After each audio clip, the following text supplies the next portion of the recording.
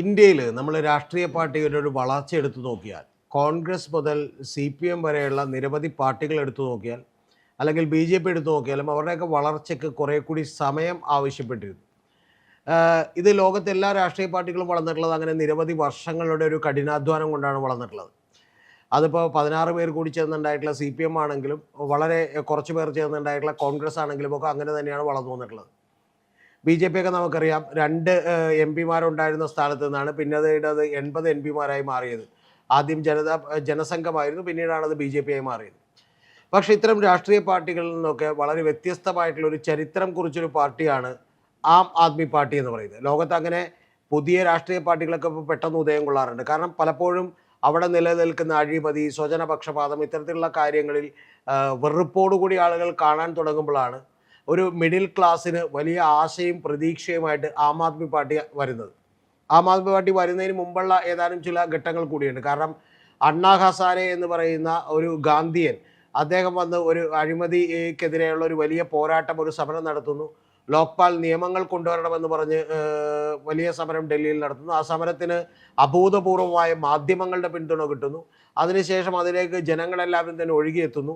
അപ്പോൾ അതിൻ്റെ ഒരു ബൈ പ്രൊഡക്റ്റ് ആയിട്ടാണ് നമുക്കറിയാം ആം ആദ്മി പാർട്ടി എന്ന് പറയുന്ന ഒരു പാർട്ടി ഉണ്ടാവുന്നത്. ആം ആദ്മി പാർട്ടിയിൽ ഏറ്റവും ആദ്യ നേതാക്കളായി വന്നത് അരവിന്ദ് കെജ്രിവാൾ ഉണ്ടായിരുന്നു, പ്രശാന്ത് ഭൂഷൺ ഉണ്ടായിരുന്നു, യോഗേന്ദ്ര യാദവ് ഉണ്ടായിരുന്നു, കൂടാതെ കിരൺ ബേദി ഉണ്ടായിരുന്നു. ഇത്തരത്തിലുള്ള നിരവധി ആളുകൾ, ഒരു പ്രമുഖരായിട്ടുള്ള, ഒന്നുകിൽ IIT എഞ്ചിനീയേഴ്സോ അല്ലെങ്കിൽ IRS IAS നിന്നൊക്കെ റിട്ടയർ ചെയ്തിട്ടുള്ളതും പ്രഗത്ഭരുമായിട്ടുള്ള നിരവധി പേരുടെ ഒരു നേതൃത്വം കൂടി അതിനുണ്ടായിരുന്നു. പക്ഷെ പിന്നീട് പോകെ പോകെ ഇപ്പോൾ കഴിഞ്ഞൊരു 4-5 കൊല്ലങ്ങൾ കൊണ്ട് തന്നെ ഏതാണ്ട് 20-21 വരുന്ന നേതാക്കന്മാരെ ആം ആദ്മി പാർട്ടിയിൽ നിന്ന് ഒഴിവാക്കപ്പെട്ടിട്ടുണ്ട്. അപ്പോൾ അങ്ങനെ ഒഴിവാക്കപ്പെട്ടെങ്കിലും ആം ആദ്മിയുടെ ശക്തിയൊന്നും കുറഞ്ഞില്ല. കാരണം അവർ 2012 ഫോം ചെയ്തതെങ്കിൽ പോലും 2014 അവർ ഡൽഹിയിൽ അധികാരത്തിലേക്ക് വന്നു. അതിനുശേഷം കേരളത്തിൽ പോലും അതിൻ്റെ അലവലികൾ ഉണ്ടായിരുന്നു. കാരണം 2014 ഇലക്ഷൻ മത്സരിക്കുമ്പോൾ അനിത പ്രതാപ് എന്ന് പറയുന്ന മലയാള പോലും അറിയാത്തൊരു സ്ഥാനാർത്ഥി എറണാകുളത്ത് നിന്ന് ഏതാണ്ട് 50,000-ലധികം വോട്ട് പിടിച്ചു. അതുപോലെ തിരുവനന്തപുരത്ത് അവരുടെ സ്ഥാനാർത്ഥിയായി പാർലമെന്റിലേക്ക് മത്സരിച്ച ആളും ഏതാണ്ട് 40,000-ഓളം വോട്ട് പിടിച്ചു. അപ്പോൾ ഇത്തരത്തിലുള്ള നിരവധി വലിയ പ്രതീക്ഷയുണർത്തി ആളുകൾ പ്രതീക്ഷയുണർന്ന ഒരു പ്രസ്ഥാനമാണ് ആം ആദ്മി പാർട്ടി എന്ന് പറയുന്നത്. പക്ഷേ ഈ സമയത്തൊക്കെ തന്നെ അതിൻ്റെ ഒരു സെക്കൻഡ് ലെവലിലുള്ള നേതാക്കന്മാരെ ഉണ്ടാക്കിയെടുക്കാൻ പലപ്പോഴും അവർക്ക് കഴിഞ്ഞില്ല എന്നുള്ള ഒരു വാസ്തവമാണ്. കൂടാതെ ഏതാണ്ട് 20-25 വരുന്ന പ്രമുഖരായ നേതാക്കന്മാർ, അതായത് പ്രശാന്ത് ഭൂഷണെ പോലെയുള്ള വലിയ അഡ്വക്കേറ്റ് ആയിട്ടുള്ള നിയമവിദഗ്ധരായിട്ടുള്ള ആളുകൾ, യോഗേന്ദ്ര യാദവിനെ പോലെയുള്ള ആളുകൾ, നിരവധി ആളുകൾ ആ പാർട്ടിയിൽ നിന്ന് വിട്ടുപോകുന്ന അവസ്ഥയുണ്ടായി. അപ്പോൾ അങ്ങനെ വിട്ടുപോകുന്ന അവസ്ഥ ഉണ്ടായി പോലും ജനപിന്തുണ അവർക്ക് കുറഞ്ഞില്ല. കാരണം ഡൽഹി മുനിസിപ്പൽ കോർപ്പറേഷനിലും ഗവൺമെൻറ്റിലും ഒക്കെ തന്നെ അവർ വീണ്ടും അധികാരത്തിലേക്ക് വന്നുകൊണ്ടിരുന്നു. അപ്പോൾ അങ്ങനെ അധികാരത്തിൽ വന്നുകൊണ്ടിരിക്കുന്ന ഘട്ടത്തിലാണ് അവർ മറ്റ് സംസ്ഥാനങ്ങളിലേക്ക് കൂടി പടരാൻ തീരുമാനിച്ചത്. നമുക്കറിയാം പഞ്ചാബിൽ തന്നെ അവർ വളരെ ചുരുങ്ങിയ സമയം കൊണ്ട് അവർ ഇപ്പോൾ അധികാരത്തിലേക്ക് വന്നു. അവിടെ ഭഗവന്ത് സിംഗ് മാൻ എന്ന് പറയുന്ന ആം ആദ്മി പാർട്ടിക്കാരനാണ് ഭരിക്കുന്നത്. അപ്പോൾ 2 സ്റ്റേറ്റുകൾ ഭരിക്കുന്നു. കൂടാതെ അവർക്ക് ഒരു ദേശീയ പാർട്ടി എന്ന് പറയുന്ന ഒരു അംഗീകാരം കിട്ടുന്നു. കൂട്ടത്തിൽ പറയട്ടെ, നമുക്ക് CPM-നും CPI-ക്കും ഒക്കെ ദേശീയ പാർട്ടി അംഗത്വം നഷ്ടപ്പെടുന്ന ഘട്ടത്തിലേക്ക് നിൽക്കുകയാണ്. അപ്പോൾ അപ്പോഴാണ് ആം ആദ്മി പാർട്ടി എന്ന് പറഞ്ഞൊരു പാർട്ടിക്ക് വലിയ രീതിയിൽ ഒരു ജനങ്ങളുടെ ഭാഗത്തൊരു സ്വീകാര്യത കിട്ടുന്നത്. കൂടാതെ ഇവരിപ്പോൾ ഏതാണ്ട് ഒരു ഇന്ത്യയിലെമ്പാടും തന്നെ MLA-മാരുടെ നമ്പർ എടുത്തു വെച്ചാൽ അവർക്ക് 161 വരുന്ന MLA-മാരുണ്ട്. കഴിഞ്ഞ തവണ ഗുജറാത്തിൽ പോലും അവർക്ക് 13% സീറ്റുണ്ട്. ഇത്തരത്തിലുള്ള ഒരു ആം ആദ്മി പാർട്ടിയെ എന്തുകൊണ്ടാണ് BJP അവരെ തീർക്കാൻ കച്ചമുറുക്കി ഇറങ്ങിയിട്ടുള്ളത് എന്നുള്ളതാണ് നമ്മളിന്ന് ചർച്ച ചെയ്യുന്നത്.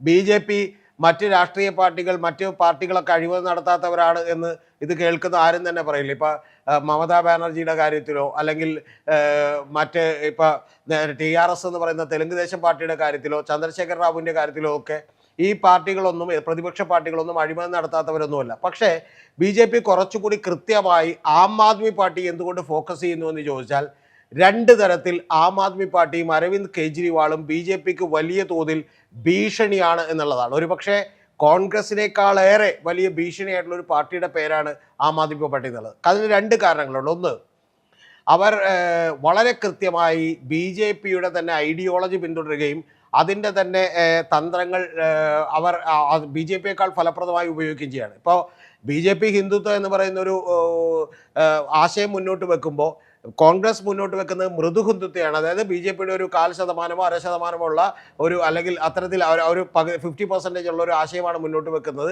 അല്ലെങ്കിൽ അങ്ങനെ പ്രീണനമാണ് തുടരുന്നതെങ്കിൽ ആം ആദ്മി പാർട്ടി BJP 100% വെക്കുമ്പോൾ അവർ 200%മാണ് വെക്കുന്നത്. ഒരു ഉദാഹരണം നിങ്ങളോട് പറഞ്ഞാൽ, ആം ആദ്മി പാർട്ടി ഒരു തവണ അരവിന്ദ് കെജ്രിവാൾ നടത്തിയിട്ടുള്ള പ്രസ്താവന നമ്മുടെ നോട്ടുകളിൽ സരസ്വതിയുടെയും ലക്ഷ്മിയുടെയൊക്കെ ഫോട്ടോ വെക്കണം എന്നുള്ളതാണ്. എന്ന് പറഞ്ഞാൽ ഒരു ഹിന്ദു വിശ്വാസികളെ അങ്ങേയറ്റം പ്രീണിപ്പിക്കുന്നതിൻ്റെ BJPയേക്കാൾ വലിയ ഒരടിയാണ് അന്ന് അരവിന്ദ് കെജ്രിവാൾ അടിച്ചത്. ആ അടിയിൽ ശരിക്കും BJP പോലും വീണുപോയി. കാരണം എന്ത് പറയുമെന്നായിപ്പോയി. കാരണം അരവിന്ദ് കെജ്രിവാളിന് ഇത് പറയാം, BJP കേന്ദ്രത്തിൽ അധികാരത്തിൽ ഇരിക്കാനാണ്, ഒന്നും പെട്ടെന്ന് ചെയ്യാൻ പറ്റുന്ന കാര്യമില്ലെന്ന് നരേന്ദ്രമോദിക്ക് നന്നായിട്ട് അറിയാം. കാരണം പുള്ളിക്ക് ഇപ്പോഴും ഏതാണ്ട് 37-38% വോട്ടേ ഉള്ളൂ കഴിഞ്ഞ തവണ അധികാരത്തിൽ വന്നപ്പോൾ പോലും. അപ്പോൾ അതുകൊണ്ട് ഇന്ത്യയിലെ മജോറിറ്റി ഇപ്പോഴും എതിരാണ് എന്നുള്ളതോ അല്ലെങ്കിൽ അദ്ദേഹത്തെ അനുകൂലിക്കുന്നവരല്ല എന്നുള്ളതോ കൃത്യമായിട്ട് അറിയാം. പക്ഷേ അരവിന്ദ് കെജ്രിവാൾ പറഞ്ഞൊരു കാര്യം ഇതാണ്. രണ്ടാമത്, രാമക്ഷേത്രം പോലെയുള്ള പദ്ധതികൾ അവർ എതിർക്കുന്നില്ല എന്ന് മാത്രമല്ല, അവർ അനുകൂലിക്കുന്നു എന്ന് മാത്രമല്ല, രാമക്ഷേത്രത്തിലേക്കും അതുപോലെ തന്നെ സിഖിൻ്റെ ഗുരുദ്വാരകളിലേക്കുമെല്ലാം തന്നെ 60 വയസ്സ് കഴിഞ്ഞവർക്ക് ഫ്രീ ആയിട്ട് തീർത്ഥാടനത്തിന് കൊണ്ടുപോകും. അവർ സ്റ്റേറ്റ് ഗവൺമെൻറ്റുകൾ അതാത് സ്ഥലങ്ങളിൽ അധികാരത്തിലെത്തിയാൽ, ഉദാഹരണത്തിന് പഞ്ചാബിൽ അധികാരത്തിലെത്തിയാൽ അവിടെ ആളുകളെ 60 വയസ്സ് കഴിഞ്ഞിട്ടുള്ള ആളുകളെ അവരുടെ ഏറ്റവും പ്രമുഖമായിട്ടുള്ള ആരാധനാലയങ്ങളിലേക്ക് ടൂറ് കൊണ്ടുപോകും. അത് ആര് കൊണ്ടുപോകും? ഗവൺമെൻറ് പണം മുടക്കി കൊണ്ടുപോകുമെന്നാണ് പറഞ്ഞേക്കണേ. ഹിന്ദുക്കൾക്ക് രാമക്ഷേത്രത്തിൽ പോകാൻ വേണ്ടി ആം ആദ്മി പാർട്ടി അധികാരത്തിലേക്ക് എത്തിയിട്ടുണ്ടെങ്കിൽ രാമക്ഷേത്രത്തിലേക്ക് ടൂറ് കൊണ്ടുപോകുമെന്നാണ് പറഞ്ഞേക്കുന്നത്. അപ്പോൾ ഇത്തരത്തിൽ BJPയുടെ ഒരു ഹിന്ദുത്വ ഐഡിയോളജിയെ തകർക്കാൻ കഴിയുന്ന, അല്ലെങ്കിൽ അവരെക്കാൾ ഇരട്ടി ശക്തിയോടുകൂടി അതിന് ഉയർത്താൻ കഴിയുന്ന ഒരു പാർട്ടിയായി മാറിയിരിക്കുന്നു ആം ആദ്മി പാർട്ടി. അത് വലിയ ഭീഷണിയാണ്. രണ്ടാമത്തെ കാര്യം എന്ന് പറഞ്ഞിട്ടുണ്ടെങ്കിൽ, നരേന്ദ്രമോദി ഉയർത്തുന്ന ഒരു ഡെവലപ്മെൻ്റൽ പൊളിറ്റിക്സും വളരെ കൃത്യമായി ഉയർത്താൻ കഴിയുന്ന ഒരാളാണ് അരവിന്ദ് കെജ്രിവാൾ. കാരണം മൊഹല്ല ക്ലിനിക്കുകളിലൂടെയും അതുപോലെ നിരവധി ഫ്രീബീസിലൂടെയും എല്ലാം തന്നെ സാധാരണ ഒരു മിഡിൽ ക്ലാസിൻ്റെ സ്വപ്നങ്ങൾക്ക് ചിറകേറുകയും അവരുടെ ആവശ്യങ്ങളെല്ലാം തന്നെ സാക്ഷാത്കരിച്ചു കൊടുക്കുകയും ചെയ്യുന്നു എന്ന് പറയുന്ന ഒരു പ്രചാരണം നിൽക്കുന്നു.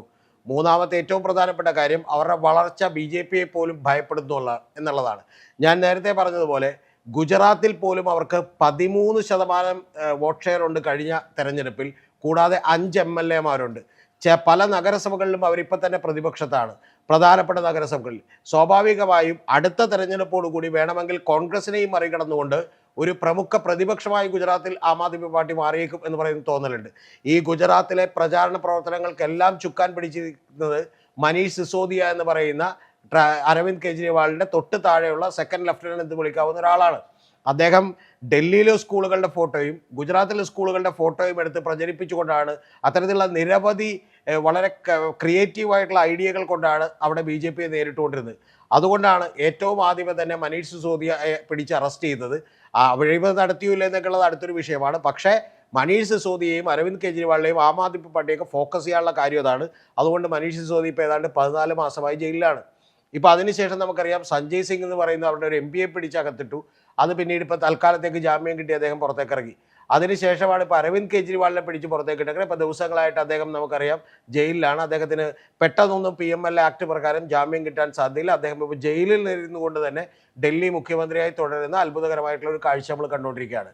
ഇതിൽ പ്രധാനപ്പെട്ടൊരു കാര്യം, BJPയെ തകർക്കാൻ പോകുന്ന ഒരു ശക്തിയായി അതിവേഗം വളർന്നുകൊണ്ടിരിക്കുന്ന ഒരു പാർട്ടിയാണ് ആം ആദ്മി പാർട്ടി എന്ന് പറയുന്ന തിരിച്ചറിവ് BJPക്ക് ഉണ്ടാവുകയും അതുകൊണ്ടാണ് രാഷ്ട്രീയമായി ആം ആദ്മി പാർട്ടിയെ തന്നെ ഇല്ലാതാക്കാൻ വേണ്ടി, തീർക്കാൻ വേണ്ടി നരേന്ദ്രമോദിയും കൂട്ടരും കച്ചകെട്ടി ഇറങ്ങിത്തിരിക്കുകയും ചെയ്തത്.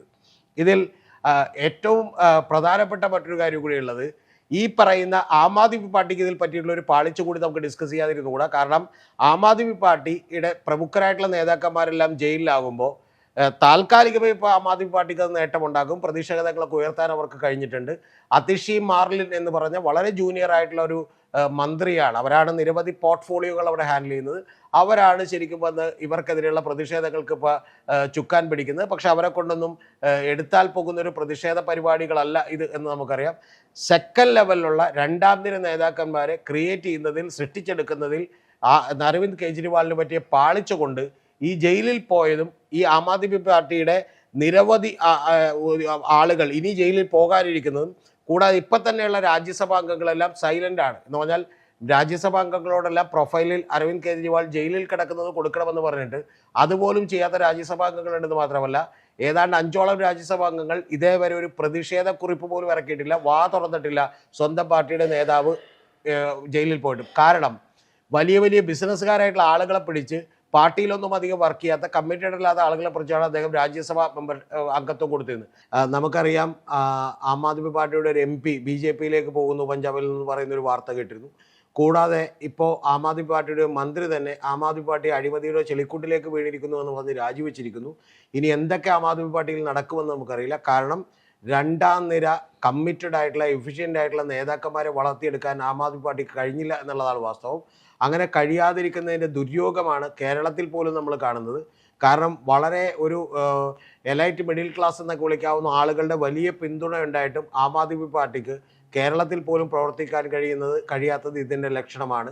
അതുകൊണ്ട് താൽക്കാലികമായി ഇവിടെ അരവിന്ദ് കെജ്രിവാൾ അറസ്റ്റിലായത് അവർക്ക് ഗുണം ചെയ്തേക്കാമെങ്കിലും ലോങ് ടൈമിൽ ഒരുപക്ഷെ പാർട്ടി ഇല്ലാതായി പോകാനുള്ള എല്ലാ സാധ്യതകളുമുണ്ട്.